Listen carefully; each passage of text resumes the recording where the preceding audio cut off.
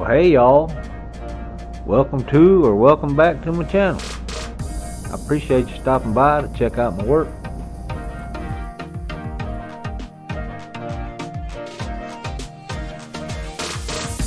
Today I have a few of these spindles to make. I'll be using my shop-made duplicator and create 24 almost exact duplicates of this spindle. I gotta get that paint off of there. Looks like it's been painted probably 40 times. Alright, setting up the duplicator. I've already installed the 1x, like 3 and 13/16, whatever they are. They're level with the deck on the lathe. So this is a piece of 3/4 inch plywood. I just glued some strips to it. That's some of that aluminum power wire I'm using as safety catches. That's poplar 1x4, like I said. Get that thing out of the way.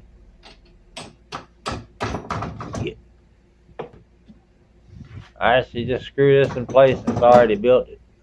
When I built it, I think I already had the plywood screwed in place, and then I put the strips on. So it's important to have sliding strips in line with the center line of the lathe. So what you see there is the two rails. Basically the tracks is going to guide the tool holder. And then I prop that sample up in there like this. And that tool holder will just guide right along that edge all the way down. And the tool will make an exact cut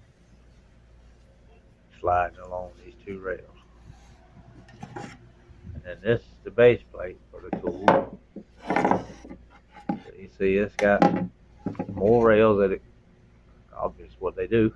They sit on top of those two rails and then they slide. I don't have them real tight, so it's not very precise. But it does perfect for what I need to do. Left and right. Tool holder. So it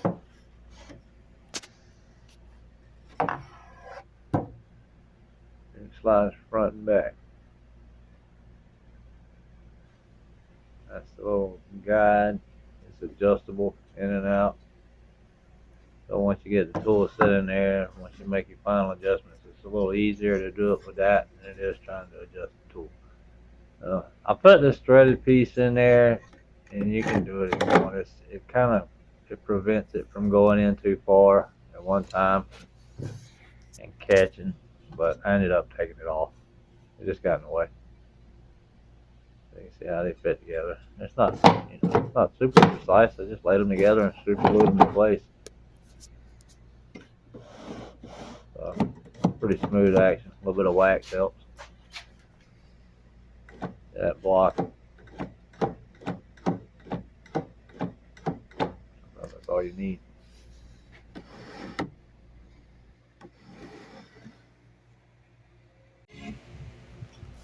To get as close as possible to the original shape, I need to get some of this paint off of there. It's thick, especially down in the details. So I'm just going to cut a line from corner to corner, clean it off.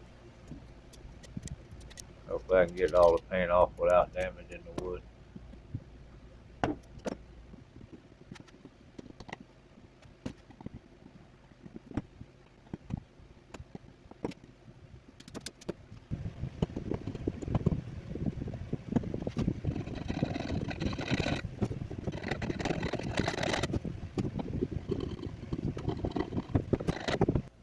So if you look here, I got these mountain blocks, and they got a 45-degree cut on them.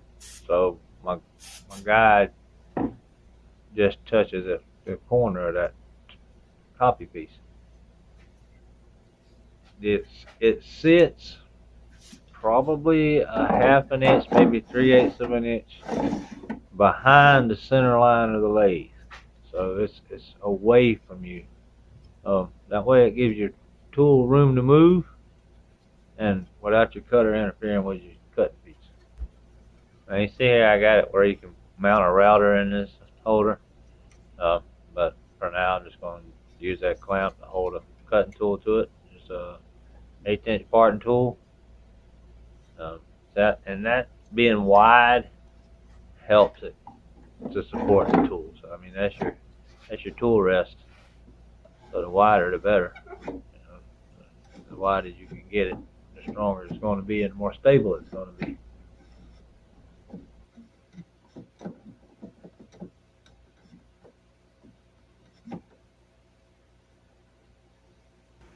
So I'm gonna be making these out of pressure treated 2x6s.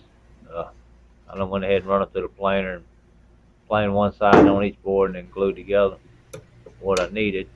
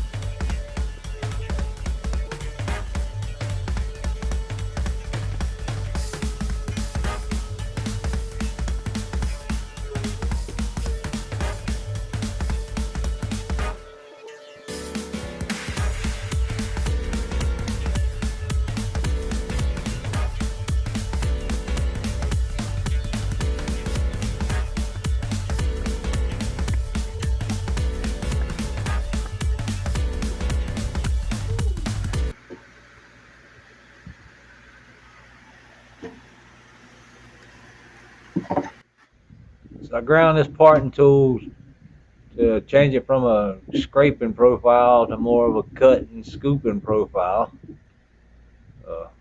Seems to work a lot better, a lot faster.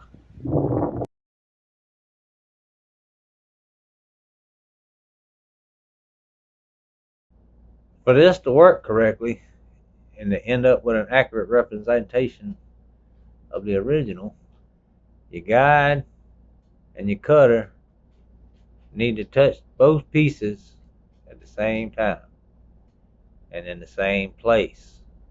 That's very important. I'm going to just keep sliding it in just a little bit till I get right there on it. Not too much.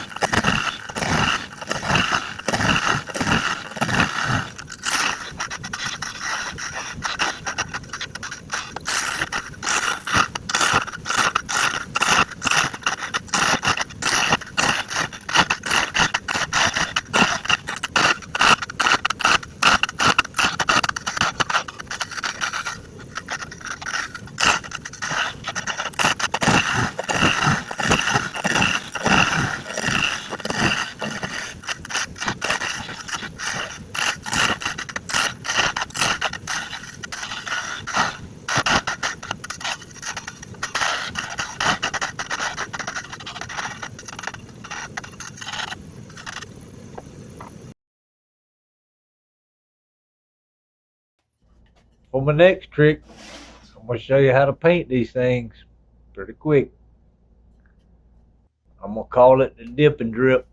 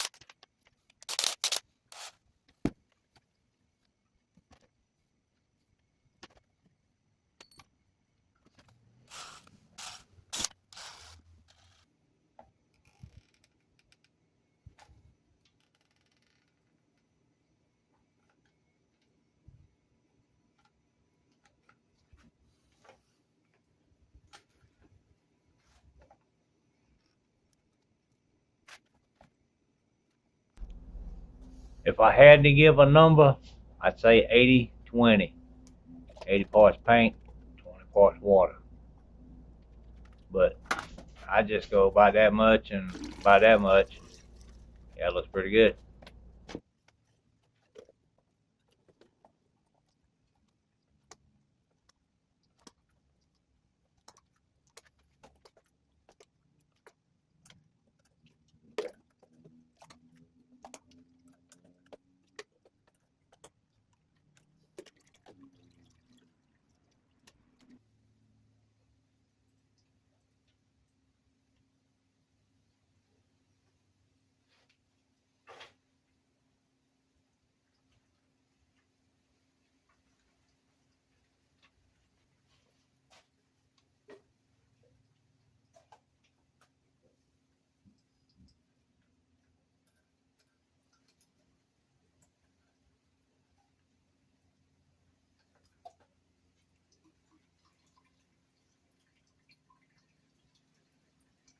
Being I thin it down so much, I'll dip these twice, sand them, and then dip them one time in the exterior coat, and then I'll put the final coat on by hand after I've assembled the whole reel. So I only have to brush the whole reel one time.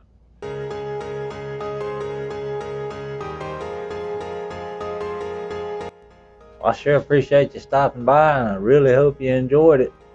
Might have learned something from it. If you don't mind, hit that like, subscribe, and share button, or hit the don't like. If you don't like it, that's alright. You gotta like everything.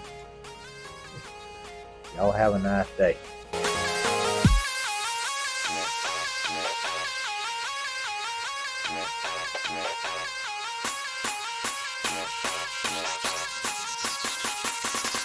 It's a 16 buff in the dark.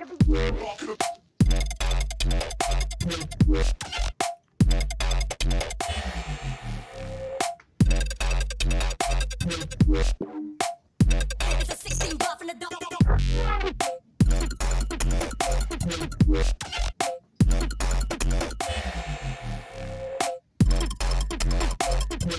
dark.